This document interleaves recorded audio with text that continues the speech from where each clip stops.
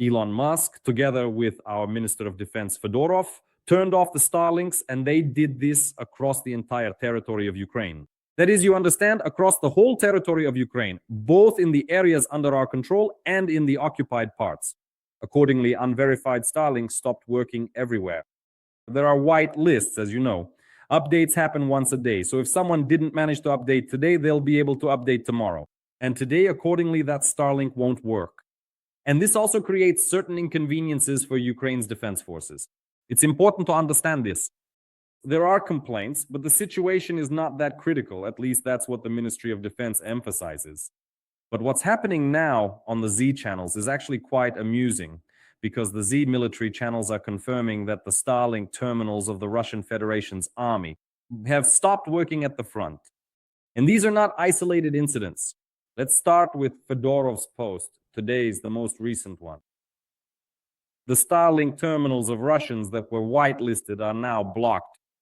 Fedorov continues, saying that they are verifying Starlink terminals, and the first batch of terminals that were whitelisted is already working. Yesterday they weren't working, today they are. Currently, the whitelists are updated once a day.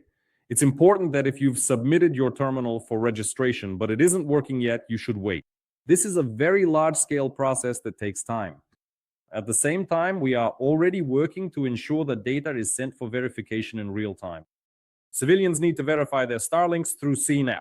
Well, we're less concerned about civilians, we're more concerned about the front and the capabilities of Ukraine's defense forces. Of course, if Starlink gets turned off there, that's a bad situation.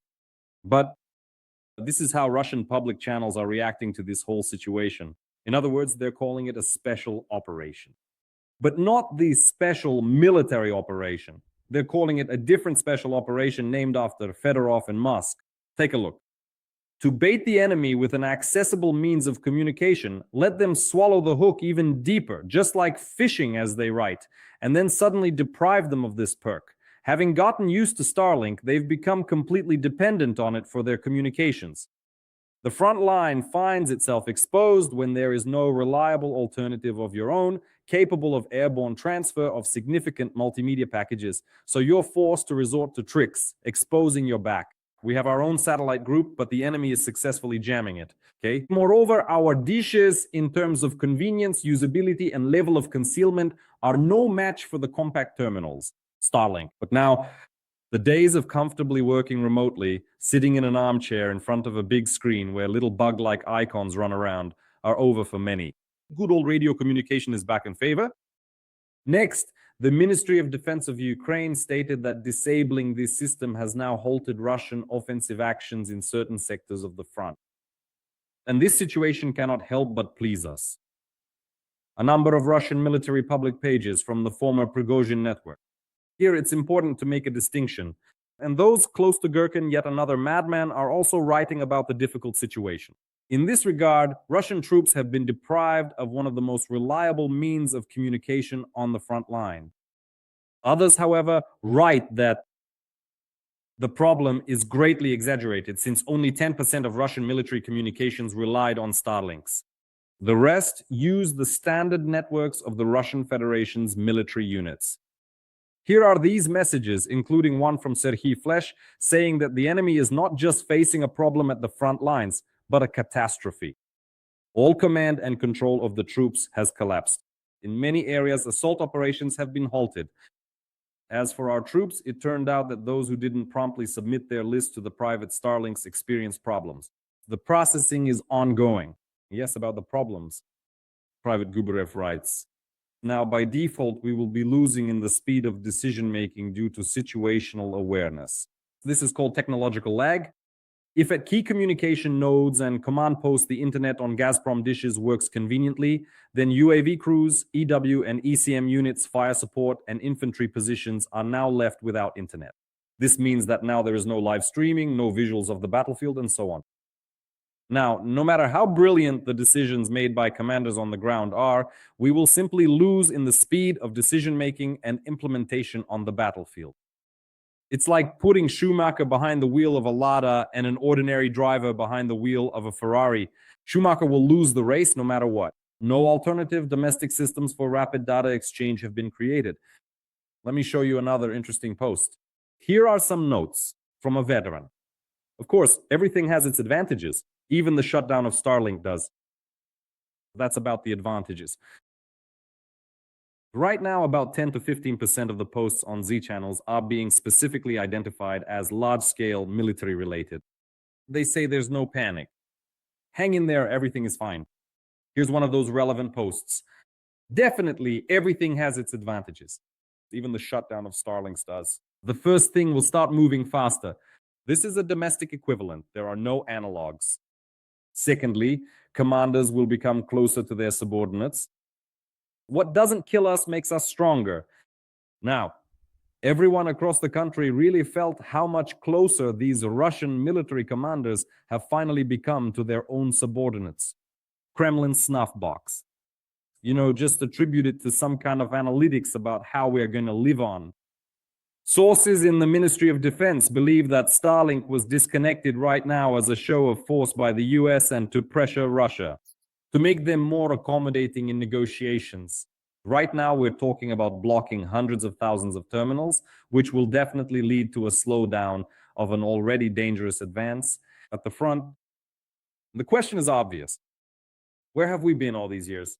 And why didn't we develop our own equivalent? We know the answer. Even so, despite everything, it remains the same, right? And propagandist Solovyov is already suggesting striking Starlink from space. Pick up the phone and call Musk. Their relationship got pretty bad for a while. Well, just go and calmly explain. Tell him to come to his senses. So what would happen if we launched strikes right now on the factories producing Starlink? And if we strike directly in Earth's orbit, it's not selective at all. So of course our own communication satellites will burn up too. But honestly, to hell with them. Well, fine, let's try it. That option's good too. Here's what else they're writing about these Starlinks. Something that's supposed to add optimism. Well, apart from Solovyov's idea, to blast Starlink from space so the satellites burn up.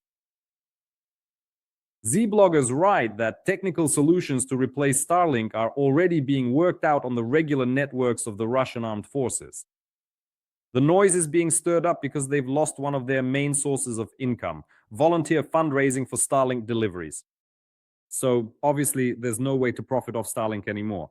Not just difficult, impossible. And SpaceX, let me remind you, at the personal request of Fedorov and the Ukrainian Minister of Defense, began disconnecting all terminals registered by Kyiv. All unverified terminals. And now it's extremely interesting to see the consequences of this situation, especially in those sectors of the front where, according to Flesha, all of this is already stopping.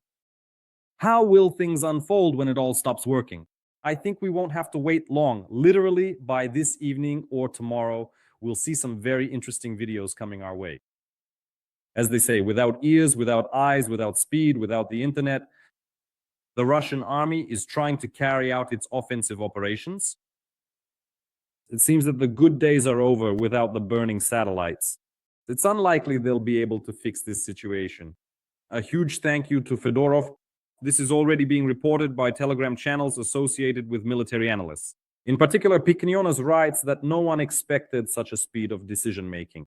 No one. In fact, since January 28th, when the Minister of Defense first responded to the Russians' use of satellite Starlink communication on their strike drones to terrorize the Ukrainian population and appeal to the company SpaceX, only 7 days have passed since January 28th, basically until yesterday, February 4th. 7 days after the problem was publicly voiced by Fedorov, Starlink was already disconnected. And the enemy confirms this. This is very important. The enemy confirms it. The speed of decision-making is very important. The new Minister of Defense understands this. This is summed up by the Telegram channel of Vasya Piknyak. Well, that's great. Let's make all the decisions we can technically implement so that they are confirmed by the enemy in this way. And then I think that Russia will very quickly develop a strong desire to end its aggression. That's for sure.